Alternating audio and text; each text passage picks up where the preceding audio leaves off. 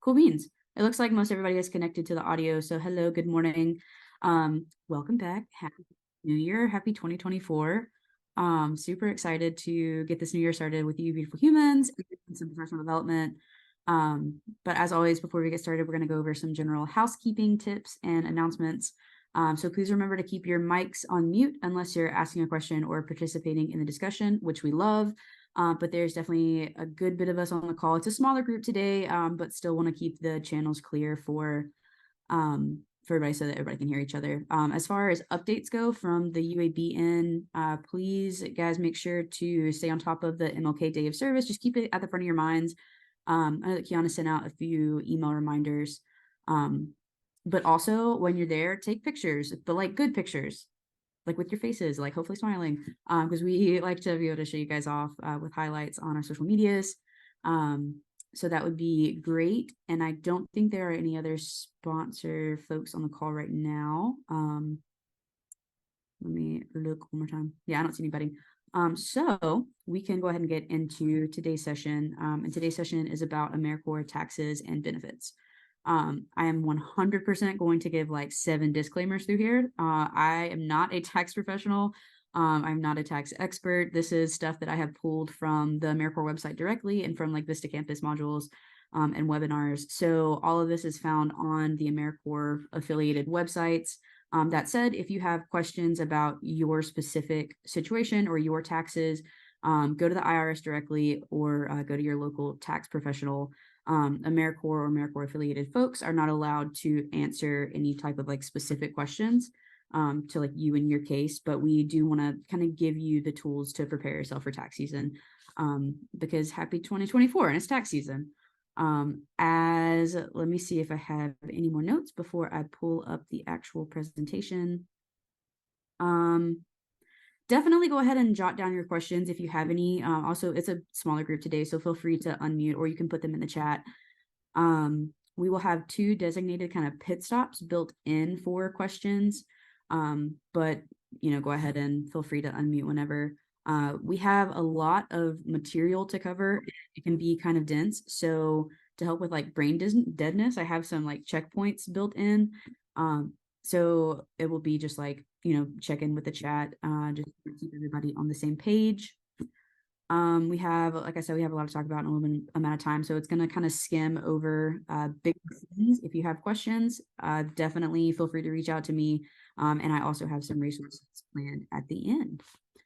So let me go ahead and share my screen. Boop. All right. Can you guys see this? And if somebody can unmute, because I cannot see your faces. Yes. I love it. Thank you so much. Okay, so AmeriCorps benefits and tax overview. I don't know if you saw a second ago, but it said that there were 40 slides. It's not that intimidating. I have a lot of it broken up. So today's topics, like I said, we're going to go over benefits in section 1, and then section 2 is going to be a tax overview. So specific benefits that we're going to cover. We're going to cover your leave benefits, some professional development opportunities, your non-competitive eligibility, your Segal Education Award, and some of like the loan deferment and stuff like that comes with it. Various reduction of education costs, and then VISTA healthcare and childcare. Like I said, it can get a little brain dense, so feel free to, pause, like mute or unmute yourself, ask me questions, or put it in the chat, and then we can get started. So as far as leave benefits go, most of you probably know this. I figured I would start with like the easier, less taxing things, but you have 10 personal days. Personal days can be vacation days or anything. You just need like a mental wellness day. That's a personal day. You have 10 medical or sick days. For parental, birth, or adoption, you can be approved for an additional 10 days if it's required by your medical professional. Definitely that's something that it would need to be talked with your supervisor and with your site supervisor, and I assume we would have to talk with or just like submit that information over to Big AmeriCorps. You also have emergency leave, which is an additional up to 5 days for natural disasters that require you to leave the site, or if an immediate family member becomes ill or dies. must be approved by the sponsor, and we have to notify the Big AmeriCorps, the regional office. There's also an extended medical leave for up to 5 days. I believe that was kind of wrapped into COVID leave once upon a time, but I think COVID leave is no longer a thing. And so it is now just an extended medical leave. Again, has to be approved. And then military, I mean, if they call you, they call you. I can't really say anything about that. And then jury duty does not count against any type of like personal time if you are summoned to do that. As far as professional development goes, we have 4 kind of things that we're going to highlight. The first one is your on-site orientation and training.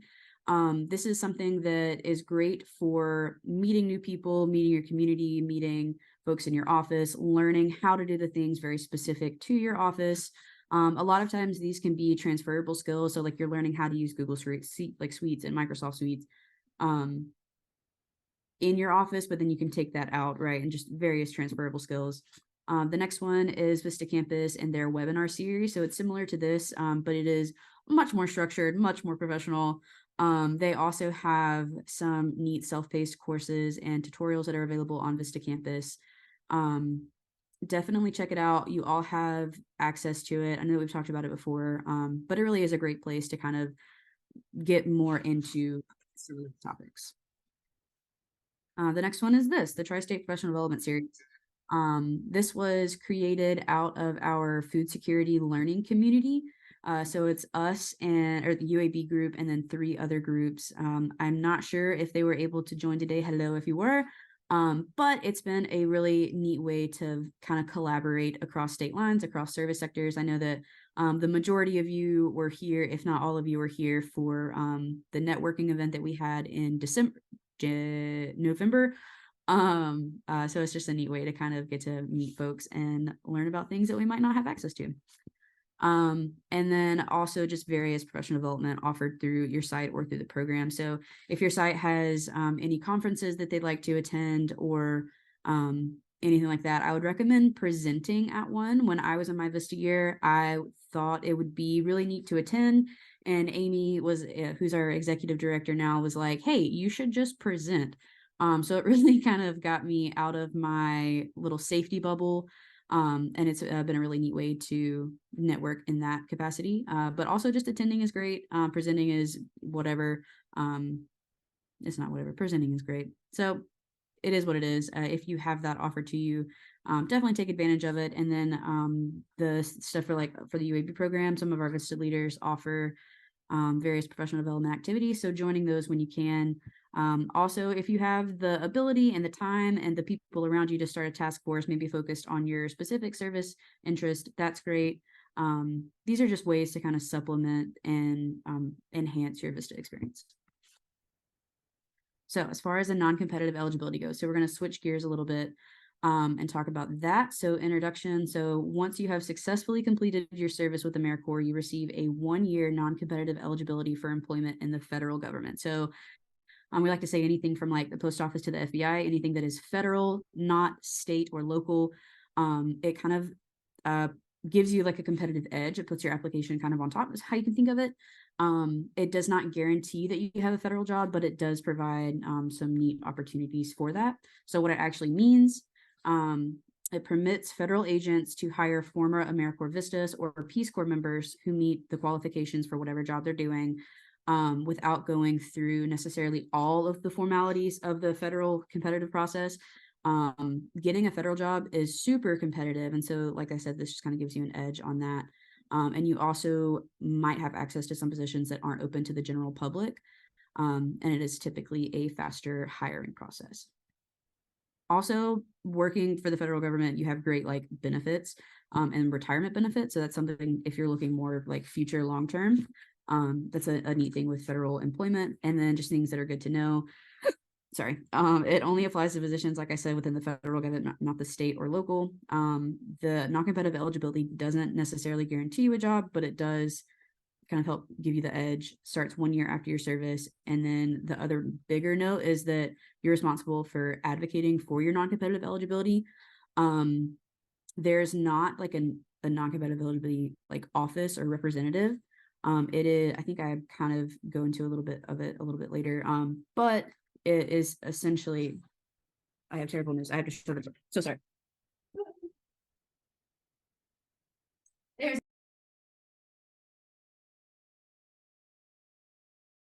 unmute. There's a sorry, my dog. So the hiring agency, where are we? Yeah, non-competitive eligibility. You can extend it for an additional 2 years, but that is only if one of the 3 things. The first one is if you, please leave it at the gate. Oh, this is gonna be terrible. If you enter the military after your service, if you become a full-time student at a recognized institution, or if you engage in activity that the hiring agency views as okay. This is not up to AmeriCorps. This is not up to you as a VISTA alum. The hiring agency can choose to extend this or not. And then the last little part, using your non-competitive eligibility. You can find this in your AmeriCorps portal after your term of service. You can find jobs like federal positions on usajobs.gov. It's recommended that you start applying at least 3 months before your service year ends. You don't want to do it too early, because if you're offered a job and you have to take it, but then that means you don't get to finish out your service year, you don't get the non-competitive eligibility. So you kind of want to make sure you time it right and you're really open with your potential employer about when you're available to start. And then the last little part again is just advocating for your non-competitive eligibility status during your hiring process. Add it to your resume, add it to your cover letter, be like, hey guys, this is what I did. This is why AmeriCorps service is impactful. And this is a non-competitive eligibility status specific to federal, yada, yada, yada, that can kind of help, put your application on top. So I pulled the majority of this directly from a VISTA campus webinar. If you are interested in going to a little bit more like in depth, definitely check it out. I have at the very end a list of everything, like all of the websites that I pulled this from. So you can go in and check it out directly. So brain check. Baby hippos or baby otters. Put it in chat. I want to see who wins. I think otters are gonna win, but I'm not sure. It might be a hippo. I gotta pull up my chat to see. Got an otters. Hey Iris, I just saw, yeah, otters are definitely winning. I got one hippo. I just saw your comment. Where do we apply? You can find jobs at usajobs.gov, and those are all federal jobs. Thank you for your question. Yeah, for sure. Otters win.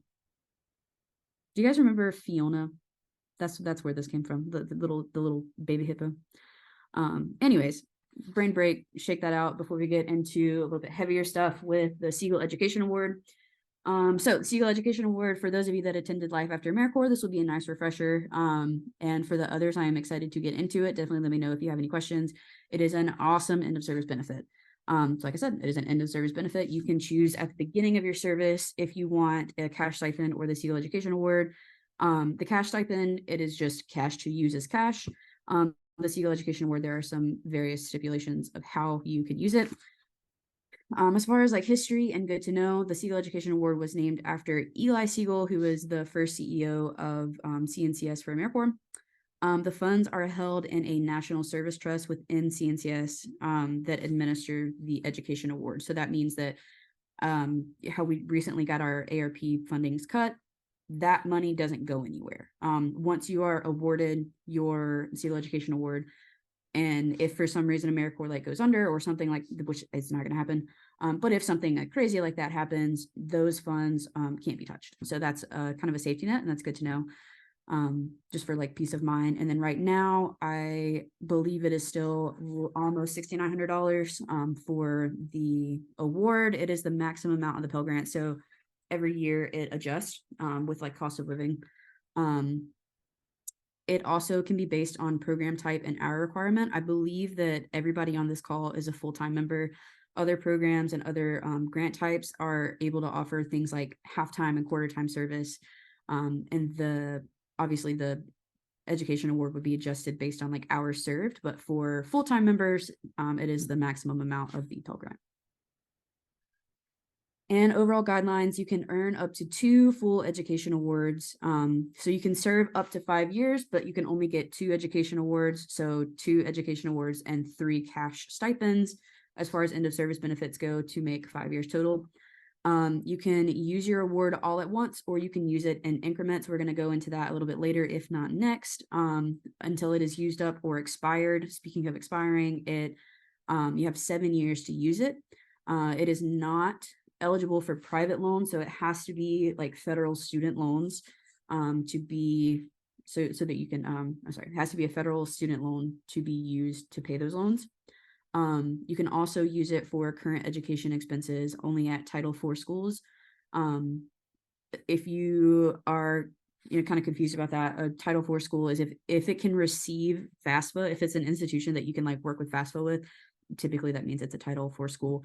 You can also use it at things like trade schools that accept FAFSA. You can use it for like study abroad. You can use it for chef courses. Like as long as like you can pay for it, it's fine. With federal money, then you can use the Segal Education Award. But also it is counted as taxable income, which we will 1000% get into a little bit later. Just learning about some of the tax implications on that. Again, pulled this almost directly from one of the VISTA campus webinars. Continuing with the Segal Education Award, we're about halfway through that. You have repayment choices. So if you, or I guess just payment choices. Anyways, if you are trying to pay off your loan, then you can either do advancing payments, as in you pay ahead with loans as many as your award allows. So you can do little payments every now and then. You can also that's nice for having a break from making student loans. So say if you finish your year of service, you don't want to pay for a year directly from your cash monies, you can go in and each month apply your $30, apply your $100, whatever it is. And so you can make monthly payments directly from your Segal Education Award, which is great. Or you can do more of the bigger payment, which is paying down your principal. And that will help with lowering the interest that accrues on it. So it's just whatever works best for you and yours. As far as usage goes, like I said, it has to be with qualifying student loan payments, eligible education expenses. This can include tuition and fees, supplies and books, GRE prep test, which is super neat, and then room and board at your institution. Non-tuition expenses must be directly credited to a class. This is at the discretion of the institution, and then essentially you'll be reimbursed through your financial aid office. So if you're going this route, you will pay the institution and then you will get reimbursed through the financial aid. And then request, that's a big one. Requests can take several weeks to process. So just keep in mind of tuition deadlines. On the same side of that, keep in mind of like due dates for your loans. And then the last little bit on this is transferring your awards. Transferring your award. This is something that got brought back fairly recently. They stopped doing it for a little while and they brought it back, which I think is great. So AmeriCorps VISTA, specifically VISTA members, can now transfer their awards. So if it must meet these certain qualifications, obviously, you have to have earned it by successfully completing your term of service. You have to be at least 55 at the start of the award period. So that's just like one of their, if you want to transfer it to a child or grandchild, that's the next part. If you want to transfer it to your child, stepchild, foster child, grandchild, or step grandchild, there's some forms online. Essentially, you just need like their social security number and yada, yada, yada. But keeping in mind that the award transfer recipient has 10 years to do it. So if you have a 3-year-old, you don't necessarily want to transfer it to that person because by the time they're 13, they can't do anything with that money. But if you have a 12-year-old, they have 10 years to do it, and that's plenty enough to like cover college time. So just keeping that in mind. So we are almost at another brain break, but we are going to go over this little reduction of education costs quickly. As far as forbearance, deferment, and accrual goes. So I learned this in my little research because I never actually knew. I just kind of said it like I knew it. So deferment is when you have a federal student loan plus the stipend, the cash stipend, you get to submit a request to be put in deferment. But if you have your loans and you choose the education award, then you're put in forbearance. So they both pause your student loan payments They both make it to where you are not required to, like I said, make payments on your loans. And at both times you have to submit a request in your AmeriCorps portal. A lot of this is done in your AmeriCorps portal. On the like left-hand side, there's lots of options. So it's up under all of that information. So you can think of it as very similar. It's just deferment is if you choose the cash stipend, and then forbearance is if you choose the education award. And then the last little bit of this is the interest accrual. So you get an interest accrual payment after you have to apply for it, or submit a request for it in your portal, but you can get a payment for any interest that has accrued during your time of service. So now that we are required to start making payments on our student loans again, and interest is accruing again, this is super helpful. But for all three of these things, you just have to submit the request in your portal, making sure, and I think I have it at the end. I don't have it at the end, but making sure that like triple checking, 100 times checking that your institution that you have the loan through matches everything that is on your request. It's just really important to make sure that you're thorough with that, just so that it's not denied and you have to do it again and start the process over. Just kind of like covering all your bases. And the last little bit of this slide is an education award match. So this is something neat. For some colleges and universities across the country, they like to recruit AmeriCorps alumni. Some of them have matching tuition funds. It can be like a scholarship, like $5,000, and sometimes it's like a $10,000 matching. I don't remember. I think it started with an H. I'll find it later. But just neat ways to kind of maximize that. So if you think about it, if you do the education award, right? So we're going to round it up to 7,000. If you do that twice, that's 1,400, 14,000, 14,000, 3 zeros. And then if you have, 2 of these years of a $10,000 scholarship just for being that's a lot of money, right? To put towards your education costs. Obviously, it is dependent on the school that you choose. I don't have the link here, but if you Google the Schools of National Service, you can see institutions that participate in this. Cool, brain break. All right. I had the best grilled cheese and tomato soup of my life, and I have never liked it. I had it yesterday, so this was on my mind. Would you rather eat like the best grilled cheese and tomato soup of your life, or the best like spaghetti and meatballs? Or if you're like vegan or vegetarian, just spaghetti in general?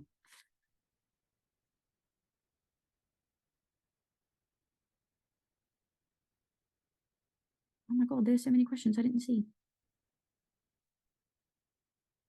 Why is spaghetti's winning? Yeah. Okay. I'm gonna look at some of these really quick. I can't even remember what mine. Yes. Hannah, I'm not sure why it says they're like 2 months or so behind. But I would definitely recommend calling again. I would recommend reaching out to your organization. Yes. Okay. Thank you, Kiana. Answered that. Unfortunately, okay, that's a whole conversation that's happening. Yes, you'll get a copy of the slides. Let's see. So is UAB one of the schools that will match tuition funds? If Kiana is still on here, can Kiana answer that? I didn't know. Let me check and see. I am double checking, so I don't give you bad information. So give me just 2 seconds to fact check, and I will let you know. Because as far as I understand, we're not a matching institution right now, but we do accept the Segal Education Award. Okay, thank you. Can you transfer funds to a family member? Does it have to be your child? So going back to that really quick, I know she sent the like a link to it, but no, it doesn't have to be specifically and only your child, but it does have to be your child, stepchild, foster child, grandchild, or step grandchild. So I don't think it could be like to your sister or to your brother or something.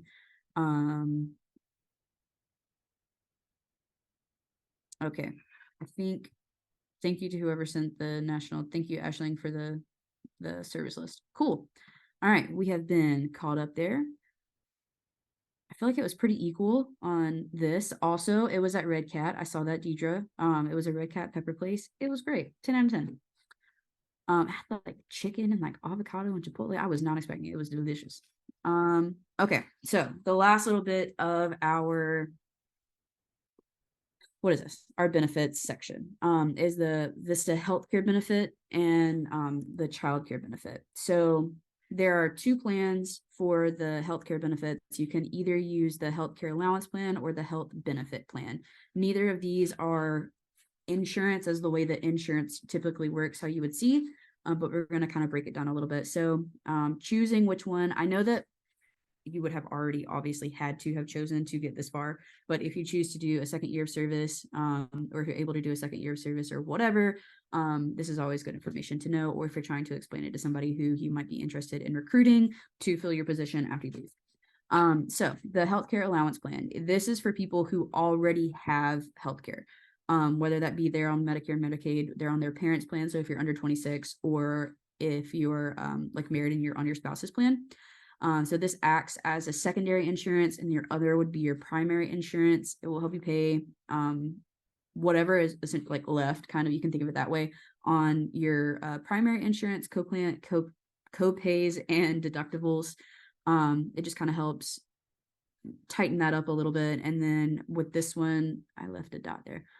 You can definitely cover pre-existing conditions, whereas the healthcare benefit, this is the better option for if you do not have any healthcare coverage.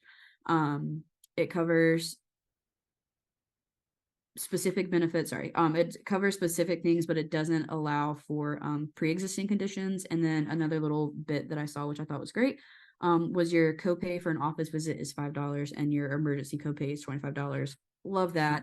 The next little bit shows other specific questions that I found on the AmeriCorps website.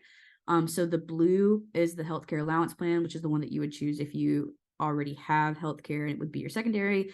And then the green, those are the health benefit plans, which is the one you would choose if you did not already have healthcare coverage. So I will give you guys a second to kind of look through this, but all of this is on the website that obviously like I'll send out. And yes, you'll get this information. It'll be on YouTube. I can send the actual slides. And then at the very bottom, there's the resource page. So you will definitely have access to this. And there are many, many more questions, but these are just 4 that I thought were helpful for you guys to kind of peruse through. I'm going to check the chat real quick because I feel like I'm missing things.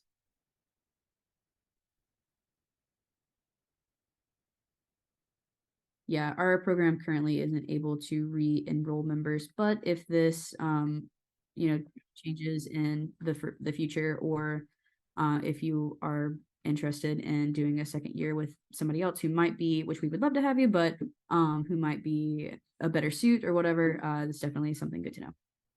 So VISTA childcare benefits. This is for members who are either have like full custody or joint custody of the child. This allowance is for expenses related to daycare. Members who qualify for this benefit need to complete various forms and provide proof of the child being your dependent, and like a birth certificate and whatnot. This is the website. It is AmeriCorpsChildcare.com. AmeriCorpsChildcare.com. And the other like note that I saw on the website was that your children like aren't allowed to come with you to your service site, like just regularly, like as daycare.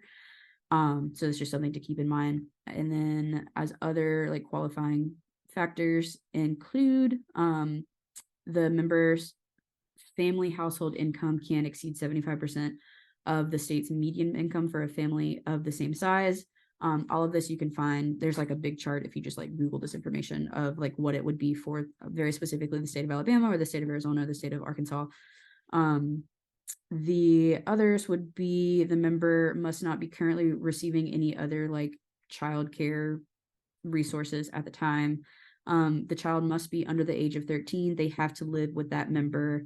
So you have to have full custody of the child. And then you must certify that the child needs this, or that you need it for you to be able to participate in the AmeriCorps program. So there is a whole website dedicated to this. Again, AmeriCorpsChildcare.com. So if this applies to you, or if you are having a child soon, if you currently have a child, definitely go check that out if you're interested in this benefit. So now is the one of the 2 times of like designated questions. Again, if I don't know the answer, and Kiana has been getting like 90, 100% of them. If I don't know the answer, I will definitely write it down and figure it out. Also, using resources on your own is a great way to kind of just like learn more. So as far as topics covered, we talked about non-competitive, this is out of order.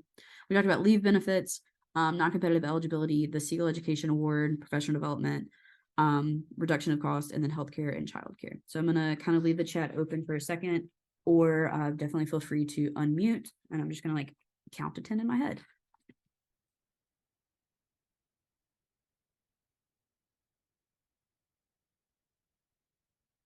Cool. Love that. Definitely thank you for your questions, and thank you, Kiana, and all the others who are participating in the answering part of it, keeping it rolling in the chat. Really appreciate it. So now we are going to move on. Oh, I lied. As far as resources go, these are 3 great places to look. One is the AmeriCorps website. The other is the VISTA member handbook. And then the other is VISTA Campus, and those are all here. And then if you have direct questions, like you want to talk to a human, you can either call the hotline, you can do a live chat with AmeriCorps, which I love. You can do a web forum, which is like on Reddit, like you ask questions and then like people answer. It's like that. Or you can go to the AmeriCorps FAQ page. Now we're going to move into the text. Again, and Cabe said, feel free to ask your VISTA leader. Thanks, Cabe. I forgot about that. Your VISTA leaders are wonderful, and definitely ask them questions. So as far as tax implications go, for section 2, these are some of the topics we're going to talk about. We're going to talk about filing your taxes for free or reduced cost, your tax brackets, your living allowance, your Segal Education Award, part 2 and 3. This is my disclaimer. Again, I'm not a tax expert or tax professional. I'm going to read this verbatim. I recommend that you reach out to your local tax agent or the IRS directly for questions or concerns specific to your information or your situation. This is a general overview. AmeriCorps staff and the VMSU, which is the VISTA Member Support Unit, are not allowed to give tax advice.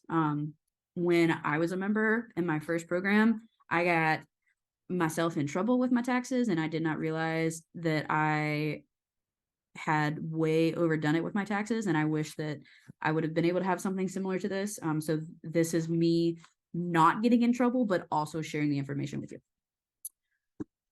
So as far as the tax overview goes, some different options for filing it at free or reduced cost. The first one is you can file directly with the IRS. So it's an IRS free file. It is a step-by-step tax preparation, very similar to things like H&R Block and TurboTax. It's just a little, just not as fancy, but still it gets the job done and it's free. The next one is a VITA, which is a volunteer income tax assistance. I believe they can provide in person depending on where you are. I haven't looked to see if they have any near here, but they also have like online, which is probably easier anyways. But it is also a free tax help. Sorry. And then the other way to file taxes for free is My Free Taxes. It says you can file for state and federal for free, which is great. So as far as tax brackets go, I hate this font, and I apologize if it hurts anybody else's eyes like it hurts mine. So as far as tax brackets go, you need to make sure that you know which one you're filing and where you fit, because you can see the tax rate from this one, which is more than likely what we are all, or the majority of us are at as VISTA members, versus this one. It's pretty significant. Also, if you have, most of us didn't serve January 1 to January 1. So you would only be taxed for your 2023. If you, did August to January for 2023, that's all you're going to get taxed. You're not taxed for a full year of your service. Obviously, you just want to make sure that that is set out into the world. But something to look at is if you are getting ready to end your service, you're getting ready to move on and start a new job.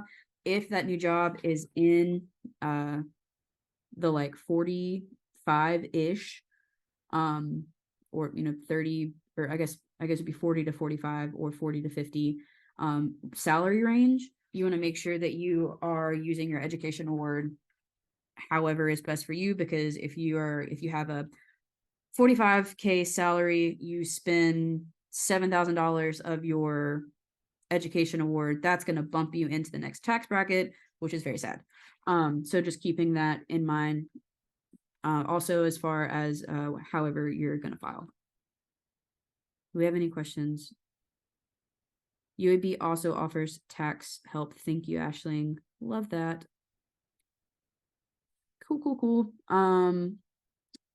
As far as the second little bit goes, again, this is pulled directly from the website from AmeriCorps.